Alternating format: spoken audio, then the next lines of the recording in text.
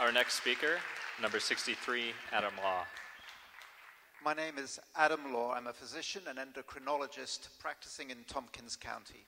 The SGEIS does not adequately address the effects of unconventional shale gas production on human health. This is despite inclusion of human health in the New York State Environmental Quality Review's basic definition of the environment. There is no chapter or section heading in this report specifically addressing human health.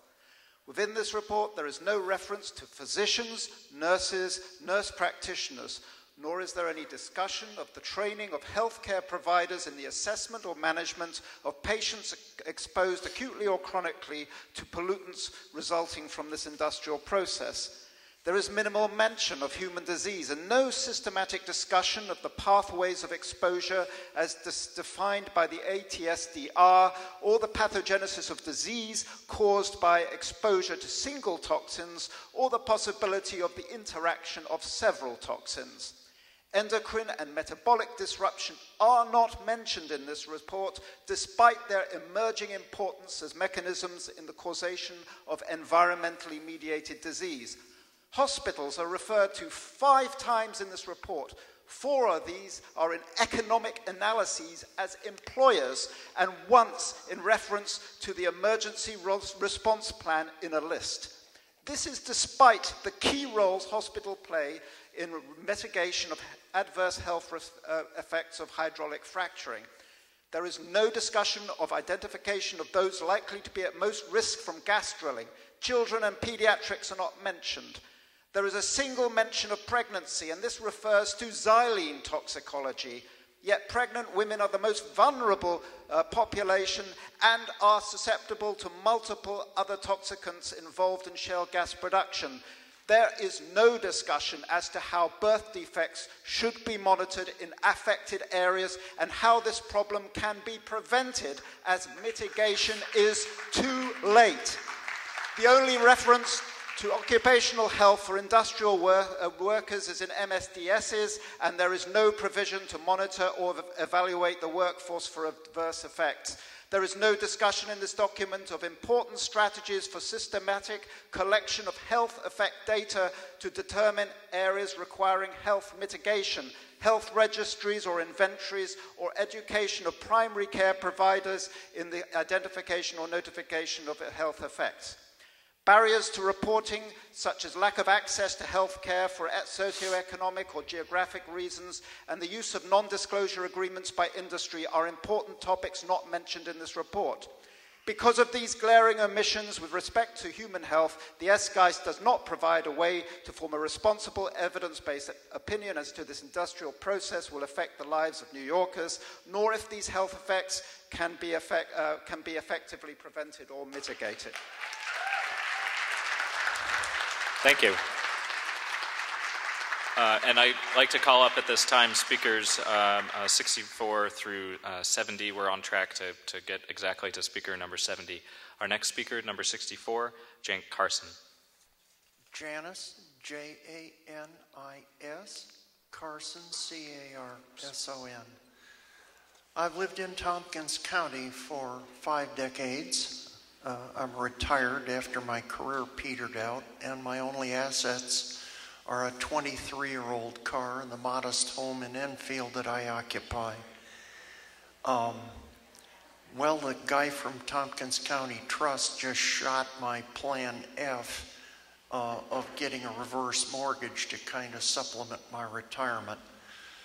The reason we're having this meeting is the failure of the federal government to act to protect the environment by exempting hydrofracking from the Clean Air and Water Act. Our state and local governments are our last line of defense. The petroleum industry cannot be trusted to self-regulate. The BP Gulf oil spill was caused by deliberate installation of known defective components. Well, the New York City and Syracuse water source has special provisions under the currently proposed regulations. My specific requests are, 1, as a minimum, all water sources should have equal protection under the law. 2, better yet, if the state doesn't have the stones to do it, allow home rule to ban this method altogether. And thirdly, to set up a super fund provided by a cash bond before any drilling occurs to buy out the people whose land is destroyed so they can move on. I'll offer my own scientific observations of things I've heard over the years. Janis, I'll still respect you in the morning. Asbestos is a safe and useful and versatile product. Cigarettes haven't been proved to hurt you. And hydrofracking is safe. Right.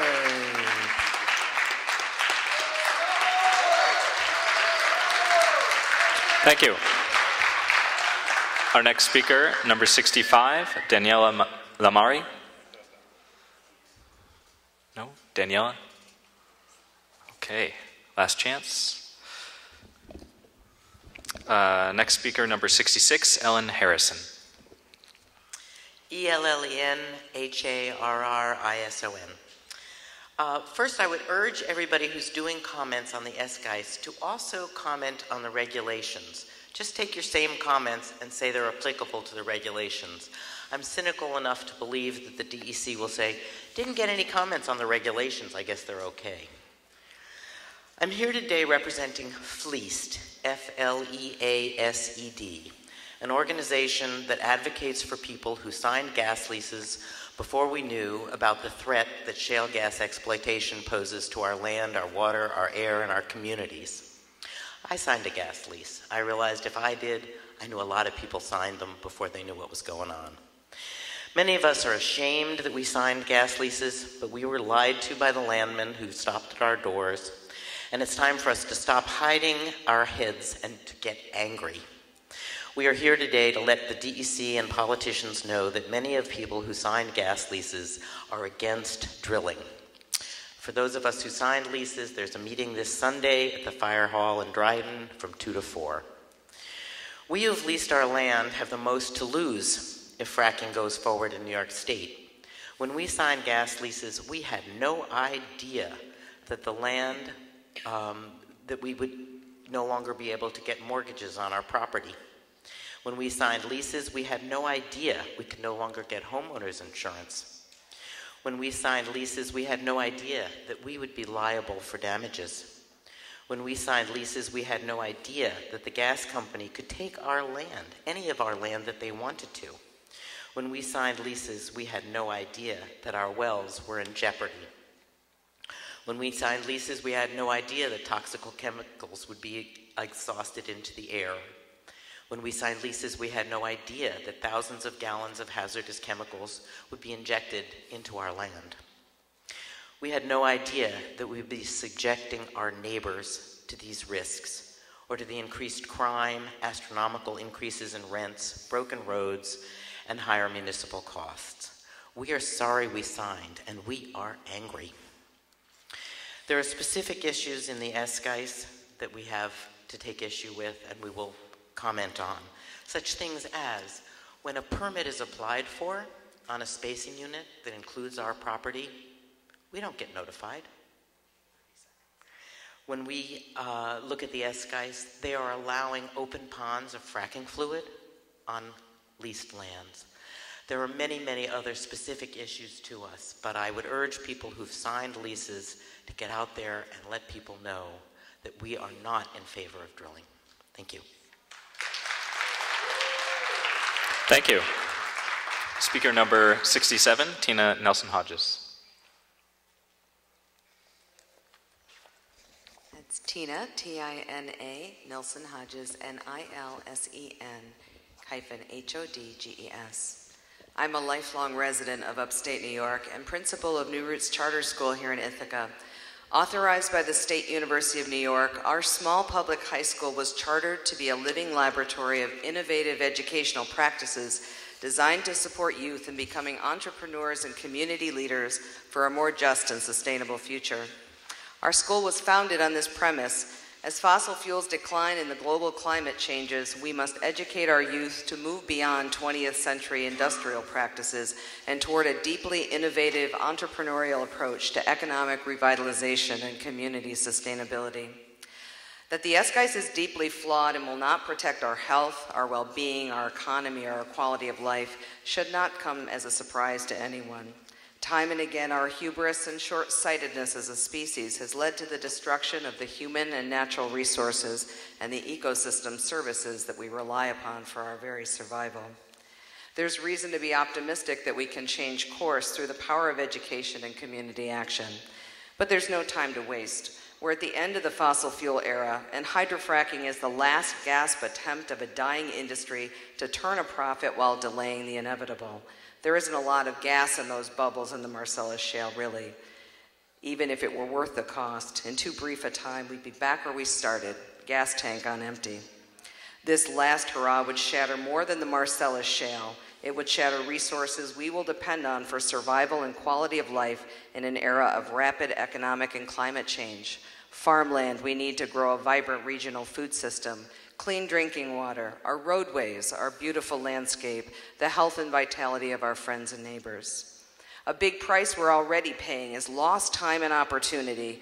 We must imagine and invent a new energy future now. We have no time to waste pretending business as usual is the solution or debating hydrofracking.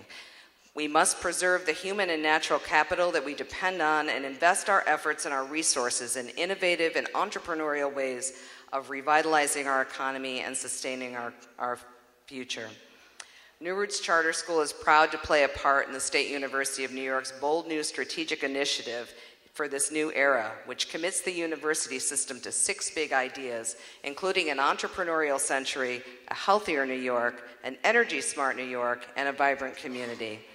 Governor Cuomo, it's time to follow the lead of New York State's educators and young people at this critical crossroads in our state's history. Take action to ensure that our precious natural and human resources are invested in the big ideas of a just and sustainable future, not the dying gasp of a bygone industrial era and short-sighted solutions that will leave us stranded. Thank you. Thank you. Speaker number 68, Elizabeth Robertson. My name is Mark Kuney. I'm speaking in Elizabeth's place. It's Mark, M-A-R-K, K-U-N-E-Y is my last name. When are we as the human species going to wake up and recognize the need of and growing planetary scarcity of fresh drinkable water, the most essential common shared need of every person on our planet? We in New York State are unarguably blessed with the most abundant supply of high-quality water of any state in our nation. I live in Syracuse, New York, which the DEC and our governor would like our city's residents, along with New York City's residents, to believe that we are safe and protected with a 2,000-foot setback from our watersheds. My understanding is that the horizontal reach of this process is a mile plus, which would in fact allow this process to actually reach under Skaneateles Lake, while maybe keeping the actual wells themselves out of sight. Unfortunately, the rest of the Finger Lakes residents, as the SGEIS reads now, could have drilling rigs almost lakeside, and as the SGEIS reads now, fracking can, and if industry has its way, will be conducted under every Finger Lake in our state. So imagine if fracking is allowed. There is the potential of billions of our state's fresh water being withdrawn from the Finger Lakes as a consumptive industry need, mixed with toxic frack chemicals, and then injected back under the Finger Lakes. Our states, and possibly if needed, in an emergency, our country's freshwater reserves, so that industry may profit.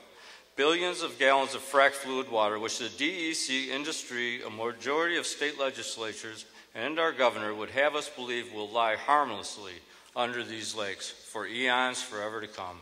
Dormant, safe, they would have us believe, in a state known to have occasional earthquakes, using a process, high-volume hydraulic fracturing, which in other states is suspected to possibly cause and trigger earthquakes. Asked to believe safe by an industry which the Securities and Exchange Commission is investigating for underplaying the risk of this practice to their own investors. Can't happen, can't happen. Just like the BP oil spill couldn't happen. Can't be migration up from underneath the Finger Lakes up into the Finger Lakes. So this brings me to my question. I would ask the DEC representative here to carry back to Albany your colleagues, Mr. Martins, Governor Cuomo, and President Obama. Frack under anywhere near the Finger Lakes, comma. Are you out of your collective minds? Question. As a national and state security interest, we, the citizens of New York, concerned for the access to fresh water for generations of our children to come, demand a statewide ban. Thank you for your time to express my concern. Thank you.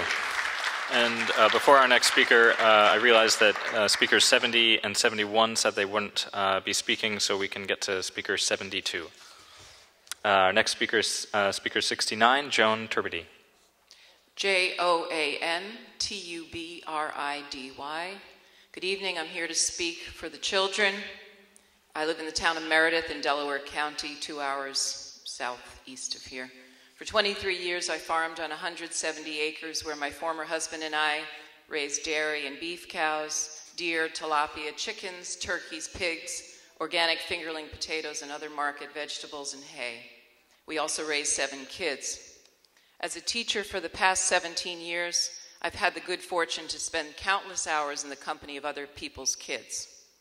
The children we keep company with have come to innocently and wholeheartedly trust the adults in their lives to make choices that will protect them and preserve their health and the health of their surroundings. I accept their trust in me and take very seriously the behavior that this trust demands of me. The air our children breathe will be at great risk from fracking. This SGEIS contains no assessment of the amount of methane that will be emitted, nor is the current technology able to contain the methane. Besides methane, the release of volatile organic compounds and diesel fumes are inherent poisons in the gas drilling process from trucks, pipelines, and compressors. The water our children drink will be at great risk from fracking. This SGEIS contains no assessment of the risk posed by the methane or toxic chemicals used in fracking, nor of their transmission through fault lines to our water sources. The land our children walk upon and the homes they reside in are at great risk from fracking. This SGEIS contains no provision for the safe disposal of the toxic waste from drilling, nor is there an assessment of the effects of fracking on residential property values. Our children's very future is at great risk from fracking. This SGEIS contains no assessment of the cumulative impacts of fracking.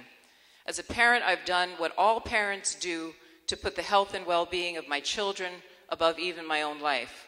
As a teacher, I've assumed the role not only of educator, but also advocate and defender when I have reason to believe that a child's welfare is being compromised by an adult.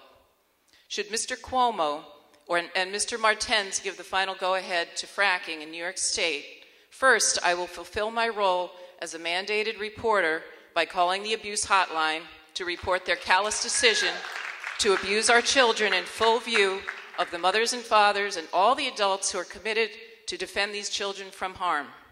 Then I will continue with all my strength and resources to stop fracking in New York. I will say to you, Mr. Cuomo and Mr. Martins, in unequivocal terms, you have ignited the fierce passion of a mama bear protecting her cubs, and you will have to live with the consequences. We will not stand by as you open the door to intruders on our doorsteps. We will not stand by as you welcome an invading force to rape and plunder our land. We will not stand by as you turn a blind eye to the poisoning of our children. You have given us no other choice than to act as responsible adults must act when children are threatened, and you will have to live with the consequences. We cannot and will not be stopped. Fracking must not only be banned, it must be criminalized. Thank you. Speaker number 72, Bob Applegate. Bob Applegate, last chance. Speaker number 73, Alexis Alexander. Raise your hand if you want to. Okay, great. So this will be our last speaker. 3 minutes exactly from 11 o'clock. Thank you. Our next speaker. I'm Alexis Alexander, Alexis, Alexander. I'm the membership manager of Green Star Cooperative Market and have been asked to read an abbreviated version of a letter that we currently have in the store that will be going to Governor Cuomo. Over 550 letters have been signed in under 2 weeks, and we're hoping to get over 1,000 letters signed. So please come in and spread the word. Dear Governor Cuomo, I'm joining with my fellow Green Star members and customers to express my grave concerns regarding hydraulic fracturing, gas drilling in New York State, and to call for a permanent statewide ban. As a natural foods cooperative, Green Star serves over 8,000 members and hundreds of non-member shoppers each year. Hydrofracking is a direct threat to our business, our community, and the health and welfare of our members and customers. Inadequate regulations, as outlined in the much deficient SGEIS, serve only to deepen that threat. Below are just a few of our many concerns that threaten our co-op's survival and health of our greater community and natural environment. An aging drinking and wastewater infrastructure. A recent article in the Ithaca Journal revealed that the state needs $75 billion to repair the thousands of aging, complex sewer and drinking water systems that serve 8 million New Yorkers. And yet the SGEIS proposes insufficient setbacks from aquifers and wells. Wells in Pennsylvania have been contaminated by drilling operations 1,200 feet away, while the SGEIS proposes a well setback of merely 500 feet. Hydrofracking, a water-intensive drilling procedure which produces massive quantities of toxic waste fluid, will overtax our water supplies and municipal treatment facilities and pollute our drinking water. The SGEIS imposes an unlawful double standard. According to the U.S. Constitution's 14th Amendment and New York Constitution, Article 1, Section 11, all persons are entitled to equal protection under the law. However, the SGEIS affords protections for the New York City and Syracuse watersheds that it does not provide for other communities. We consider this both unethical and unjust. I'm paraphrasing because of time. As a natural food cooperative, we have built our business around our members' commitment to organic foods and products free from harmful toxic chemicals. Local sustainable agriculture is thriving in our area with new farms emerging each year. Tainted groundwater and drilling-induced air pollution will threaten local crops and the health of both farm animals and people. Organic agriculture will become a thing of the past in New York State as farmland becomes polluted. Hydrofracking will force Green Star to get our organic produce from states that do not use hydrofracking, since we will no longer be able to guarantee our members a safe local food supply, raising our costs of business, crippling our sustainable local agricultural community, and putting many farmers, young and old, out of business. With no public health assessment completed and industry claims of industry independence, that's it. Thank you. Thank you. So on behalf of the Tompkins County Council of Governments, I'd like to thank all of our speakers that came out tonight.